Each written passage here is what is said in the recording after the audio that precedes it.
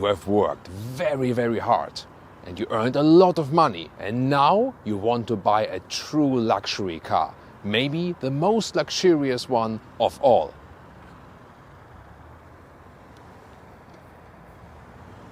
Really? This here is the all-new Lexus LM. It's related to the Toyota Alphard, and Lexus claims that this one is more luxurious than a luxury sedan, like a Mercedes S-Class, BMW 7 Series or Audi A8.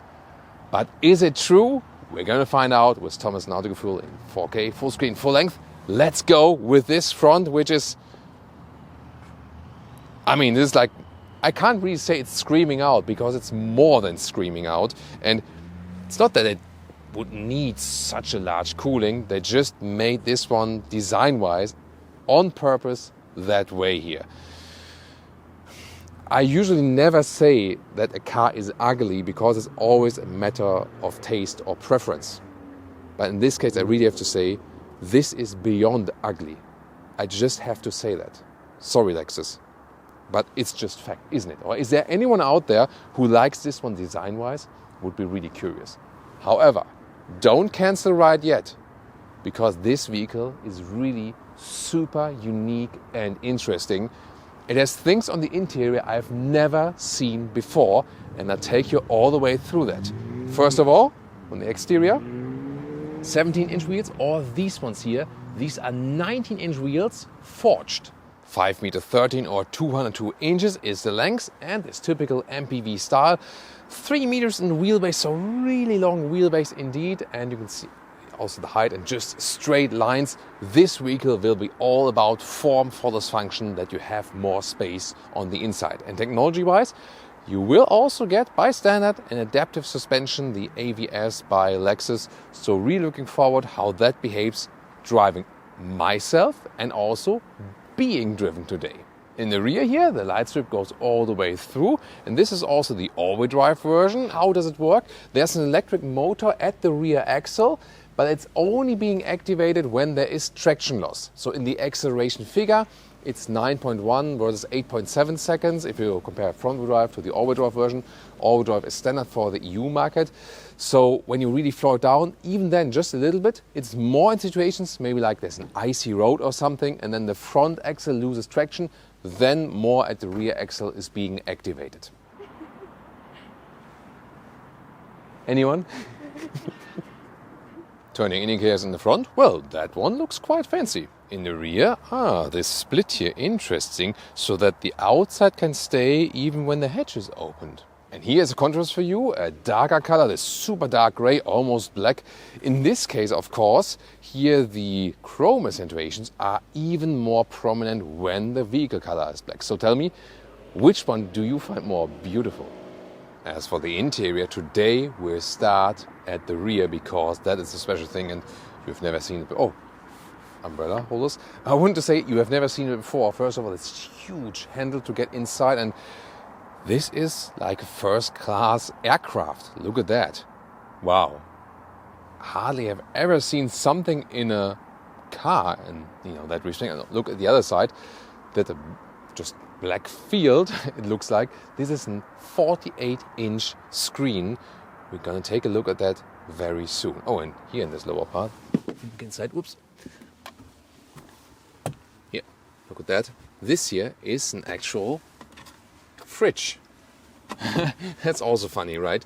And you have the seat controls right here in a manual way, but you can also use smartphones here for the seat control. Then of course the most interesting thing is, I'm doing it manually now, this fold flat function. I'm doing it parallel here now on the right and the left side. Look at that, and it goes even further, and then you can use the full potential of this vehicle. Look at that in this 4-seater version here. It goes all the way flat in that way. Wow. And now we can of course also put the front one up. The alternative would be the 6 or 7-seater version. We're soon going to compare that one.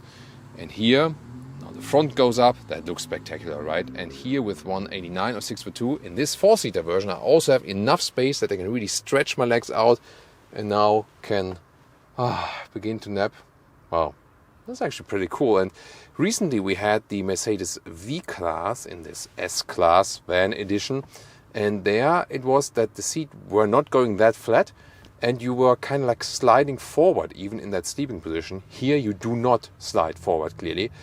If I want to drive while being in that position, I gotta see about that later in the driving part. But I doubt. And crash safety wise, probably might also be better to be a little bit more upright. There's not one single hard button available where you can directly fold everything flat. You can, for example, work here with the smartphone memory or so, but there's one key here available, or one button, which resets the position back to normal. I think, in these luxury sedans, there is usually one button, one hard button, or at least something in the menu directly, where you can fold everything flat, and another one then, or push the same one, to go back again. Yeah, I think the one that goes all the way flat button, that one is missing in here, but it is super interesting. When you're sitting down here, you don't believe that you would be in a car actually. And here, this split window at the moment it's open. I can access, basically like slap the driver from here. But we can actually also control it from here. First of all, I can put the glass up and down like this, and then there's also possible that we, have this shading electrochromic effect. There we go. That's super impressive, and it works immediately. You can do that from both sides, from here, but the driver can actually also do that. And then, even more controls, we can electronically lower the window here. And you see it also has this tinting, so not so much sun rays come inside. And then is the huge storage area here, and there you can actually also connect the HDMI devices to this large screen. Furthermore, you can also take out these smartphones here and use them for parallel seat controlling. And I can also lower these side shades to make it even darker here and here, so that looks also quite fancy. By the way, here on the side there's another cubby hole. You can also put your smartphone here, USB-C charging. Yeah, and let's put this shade up again, so that looks really spectacular. Huge handle again. And here in the roof I also have the roof shade controls. That looks also really fancy, right? And Leah discovered one more feature for us here. So you also have this top mirror here, and actually on both sides as well. Well, that looks very elegant. I mean both her and the car. And here some more tables to fold out each side again. Oh, and in the front each, everyone gets a small glove box. This is the most powerful. Well, in here we can then watch this cinematic screen with the competition. Let me tune down the volume here a little bit. So at the moment you can see here I can't use all the screen here because you need the fitting format for it. But it looks actually quite cool. Yeah, putting down the volume here is a little bit complicated, I have to say.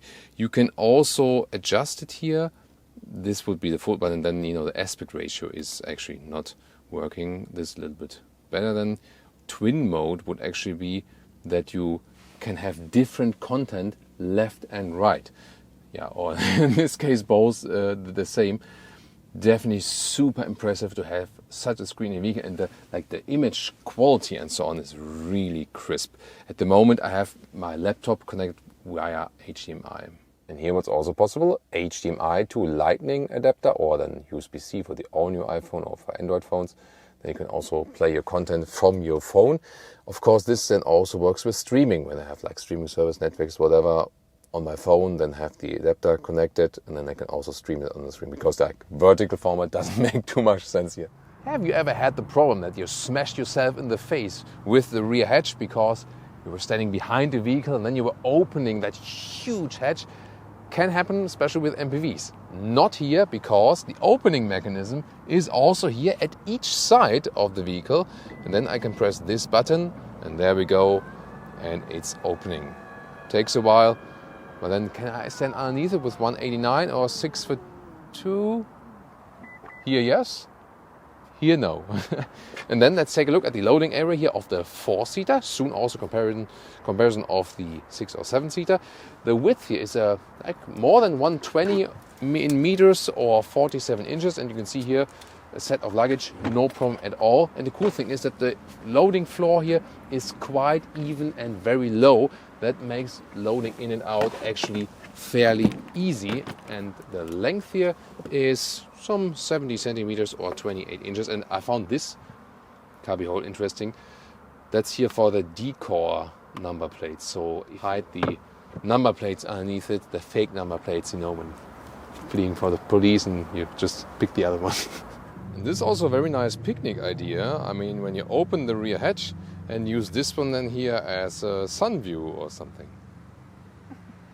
However, there is a big problem with these electric seats that fold down. You see here, there's not much space left and you really have to pay attention. Like this, it does work, and the backpacks in between or so. But these seats, when you put them down, they will not stop. There's no sensor, there's nothing that holds them from going down. And I already broke half of my suitcase now because it stood a little bit more upright, and so the seat just crashed the suitcase. Now let's check out the 6 or 7-seater version, which will be some 25,000 euros or dollars less expensive. What is different? Here, first of all, there's no split then to the front cabin, and there's also just a smaller screen, like a 14-inch screen for the rear seat entertainment. Then the seats itself, here in the second row, are more or less the same. So you have some less applications on the side armrests each, but the inside of the seat and the comfort is definitely comparable. Of course, they don't build two different seats for that. So when I'm just sitting here, you have the same base comfort. However, there's one limitation, that is, well, I can put this also here, this is rear seat, back part behind, and you can also put the footrest up. Doesn't it work simultaneously here? No, obviously not. So first of all, here, all this seat back. So, and then the footrest up. And now, of course, there's the problem. I have this seat all the way back on the slider already. And then when I put the footrest all the way in, it's not possible for me then with my legs. So I cannot, you see here, it doesn't really work lengthwise with my legs. That's the main limitation here. If you would be way smaller than me, then it would still work, however. And you can also see that this whole setup now is not entirely flat. And then let's check out the third seating row here in the 6 or 7-seater.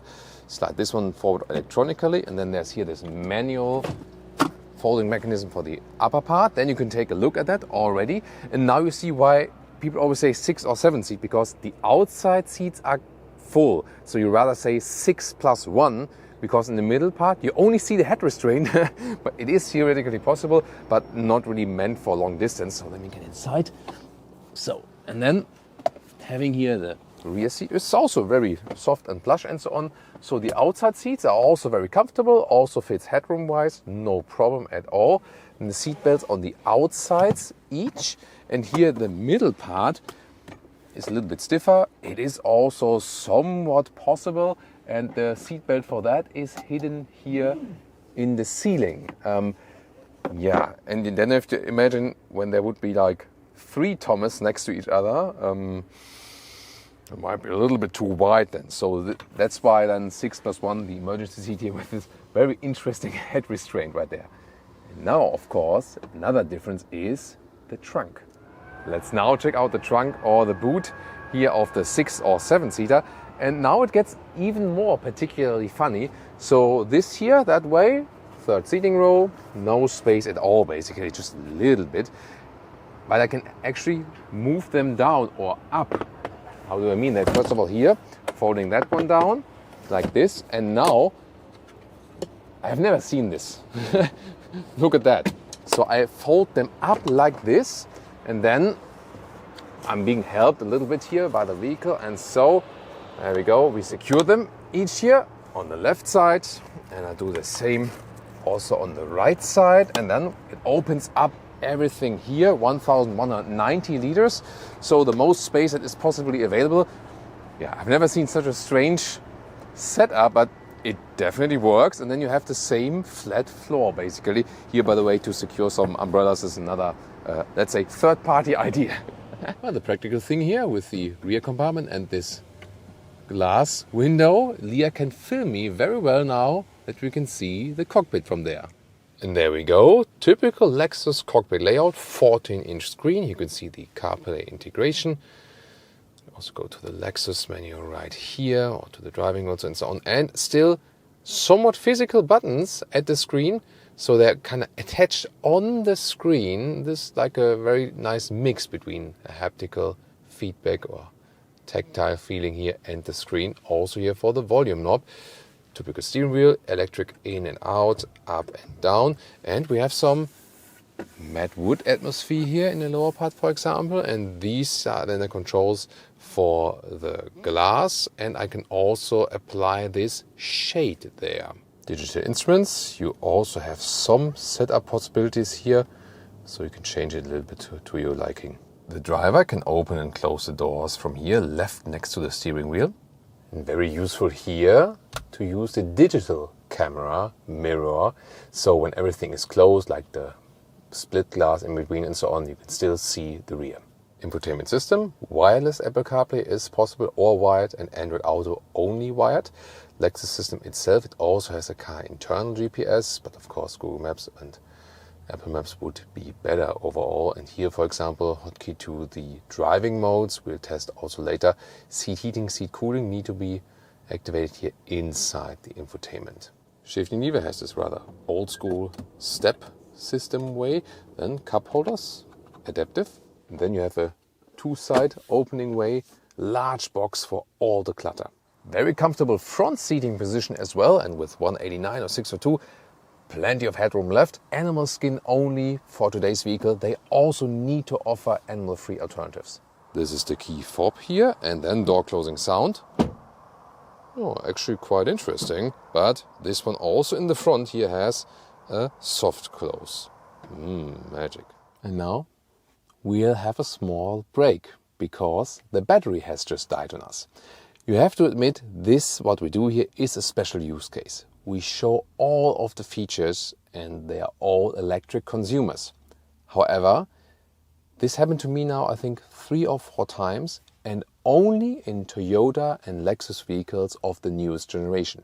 So most obviously, the electric consumers, together with that 12-volt battery size, is not enough, obviously. So, and you have to think about, even if we do the test now, there are also normal customers who maybe leave the lights on, for some time, or also being stationary and do some electric things here, especially with this vehicle here, or maybe you go camping and then use of the electric consumers without having the engine running. And that is obviously at this moment not possible with Toyota and Lexus vehicles of the recent generation. So this is a warning then to you. If you use some electric consumers for some time, you have to leave the engine running, otherwise the battery will die on you. And also we have to differentiate. This has nothing to do with some bad reliability or something. Still, Toyota and Lexus score the best reliability ranking or figures usually in most of the tests, and you can applaud them for that. But obviously there is a problem with, maybe not well dimensioned or something, battery, or that the current new electric consumers just consume too much energy for that battery size. Now we have to wait for someone with a booster to get the battery up to date again for some power. And what do we do with this vast interior space in this van vehicle now, when we still have half an hour left until the guys come? I don't know.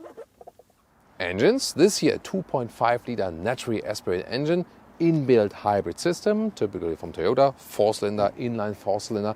And then for Europe, that rear axle electric motor for the all-drive is also standard. In some other markets like China and Japan, you can also get a 2.4 turbo hybrid that is then a little bit stronger. This one here, 250 horsepower, the stronger one, 350 horsepower. Welcome to Thomas's Driving Lounge with the Lexus LM.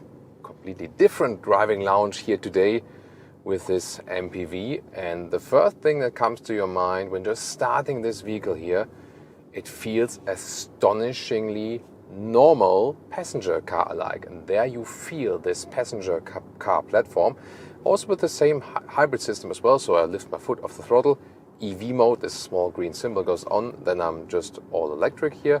And when I'm using a little bit more throttle here, at the moment still some throttle, now a little bit more, then the engine goes on again, typical Toyota hybrid system. And you also have different driving modes at the moment here in the normal mode. About the rear comfort drive mode, we'll test that one later when I'm being chauffeured by Leah. She will be so kind. Then actually the rear vibrations and so on, everything is set out and they have most comfort in the rear.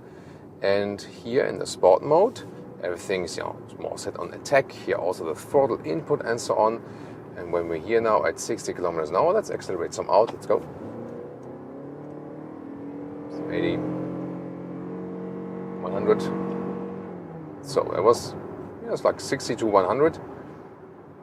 I mean, you hear the engine noise predominantly. Yes, this is typical eCVT effect you have here.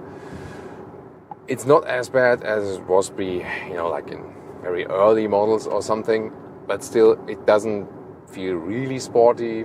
So in the sport mode, a lot of different parameters are changed, but let's also see if we can really feel that. It is set. First of all, throttle input is changed. Let's see here, steering difference, sport mode to normal mode. Yeah, it's a little bit lighter, so in the sport mode then a little bit more feedback. And it's also said that the suspension is supposed to change here in the sport mode. Here at the moment it's pretty even, everything the road. Do we feel anything of that? Let's see about the body roll. Of course it's still not in sporty suspension in this case. Drive normal.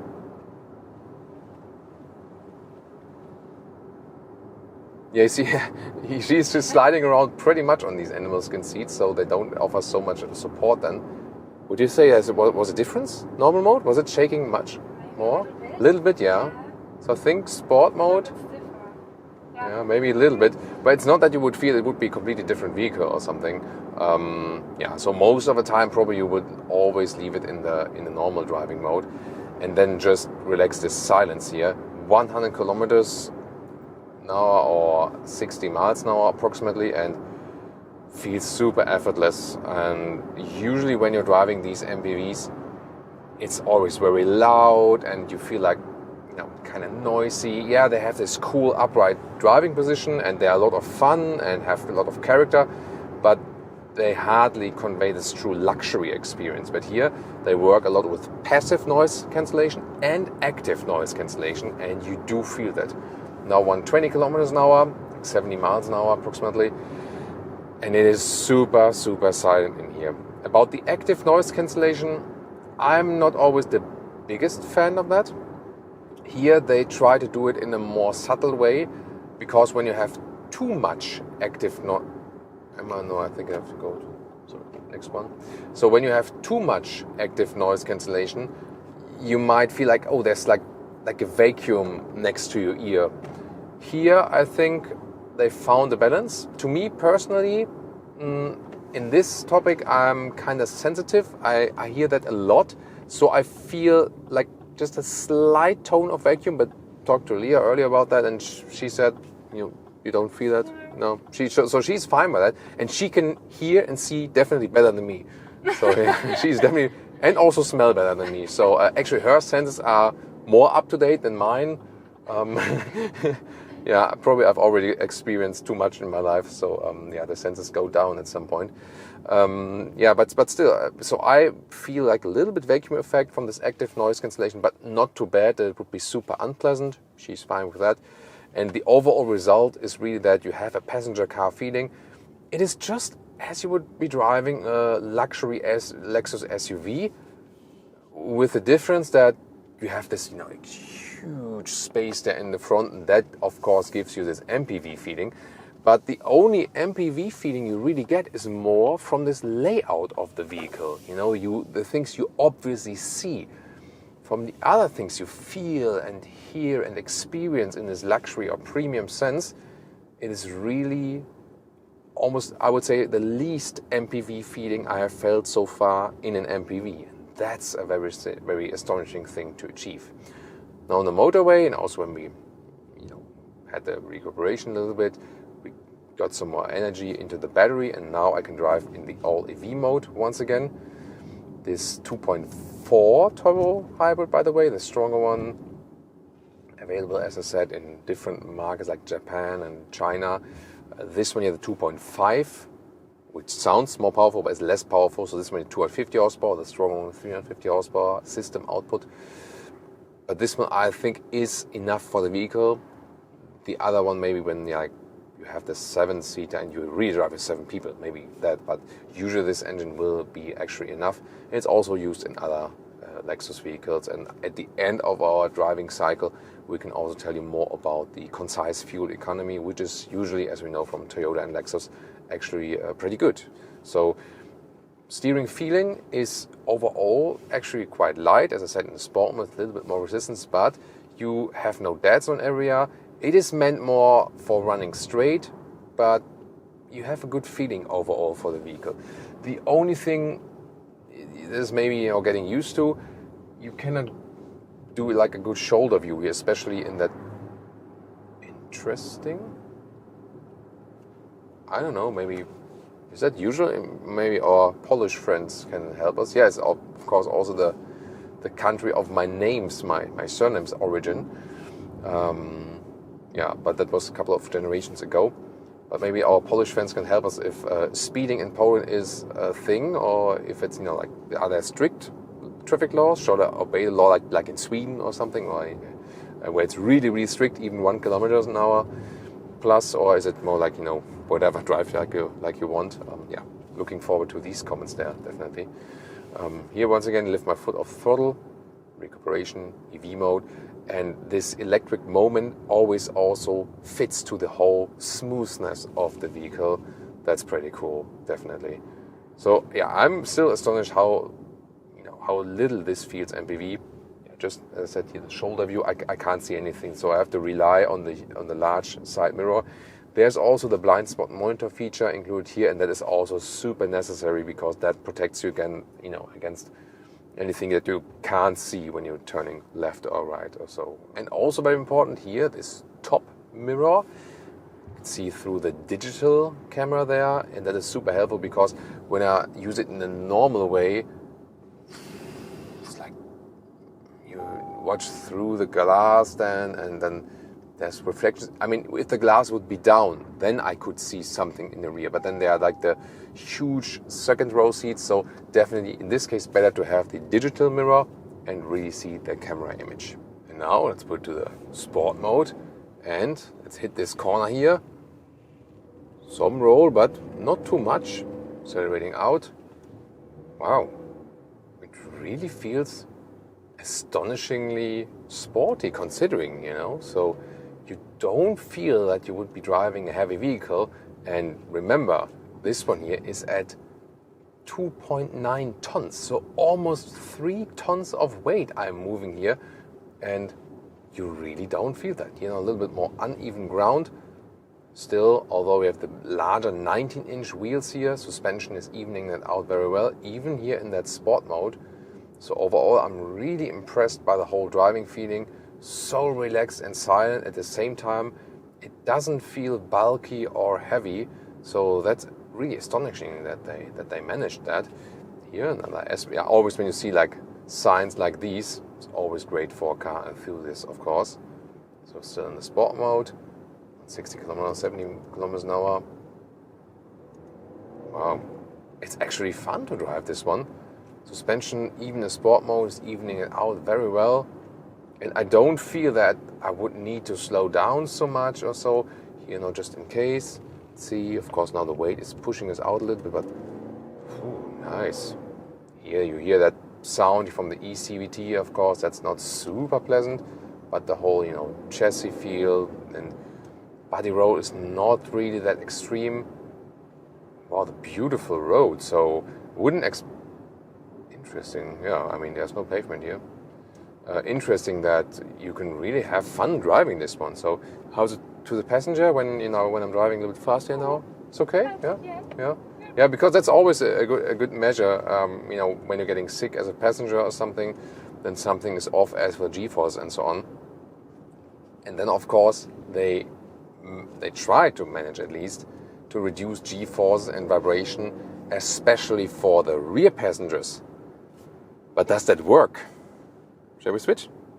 Yes. And now we have switched. Leah is driving me now. Thank you so much already. First of all, as for the fuel economy, that was also missing, we can score some 6 liters on 1 kilometer, so 39 mpg US, 47 mpg UK.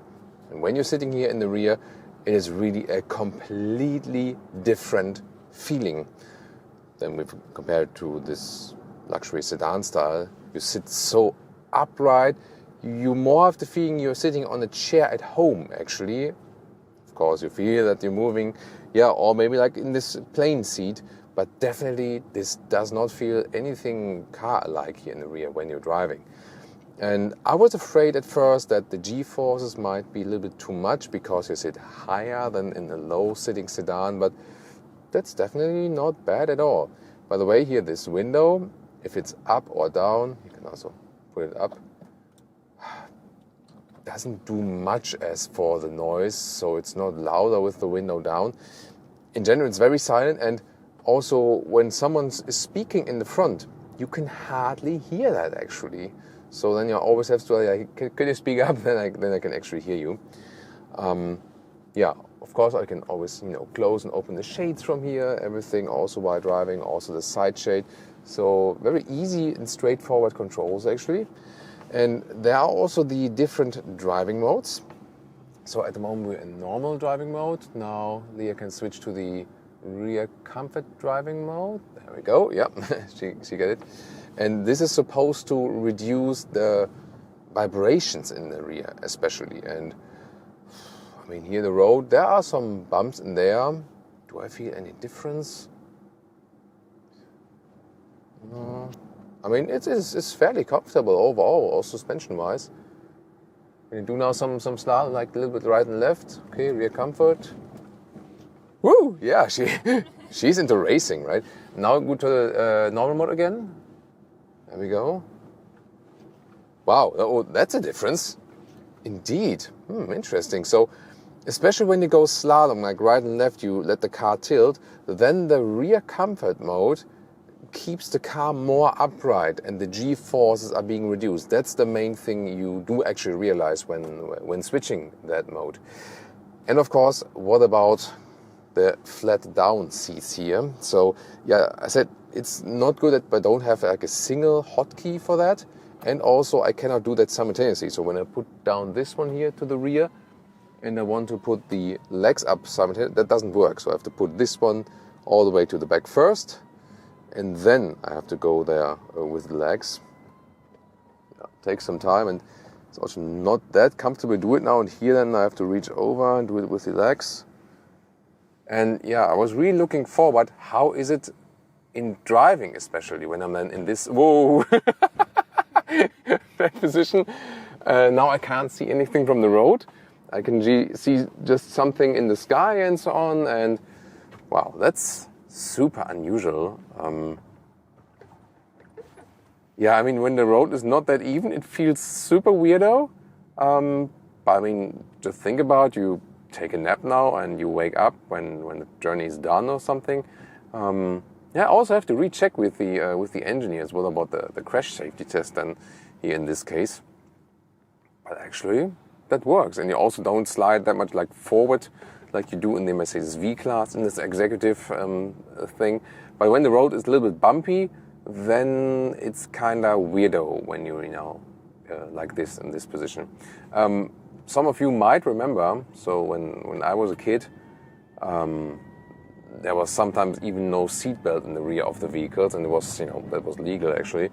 And sometimes, when you were going on holiday, you were actually sleeping on the rear bench, maybe even without a seatbelt, and just like this, in a horizontal way. Or sometimes mom would actually build up like everything in the ground floor, that you have an even floor in the rear seats of the vehicle, like the foot area and the seating area, and then you would just lay down there as a kid and stand up again when the journey was done. So this is maybe something I remember now when being in this position and here. But yeah, actually the big question was, is it more comfortable, especially in the rear, than like a Mercedes S-Class and so on while driving? It is something very different. It is also a matter of preference. If you rather think you feel at home when you're in this typical low seating sedan position, it definitely works, and not necessarily the flat down position, but even just this sitting upright here and this very roomish, spacious feeling that kind of leaves you very relaxed, and you also have the feeling it's cool for conversation and also for working. So I guess, especially like for this working argument, this might actually be the better solution as for sitting upright and having just more room. This could also be like a conference room or something.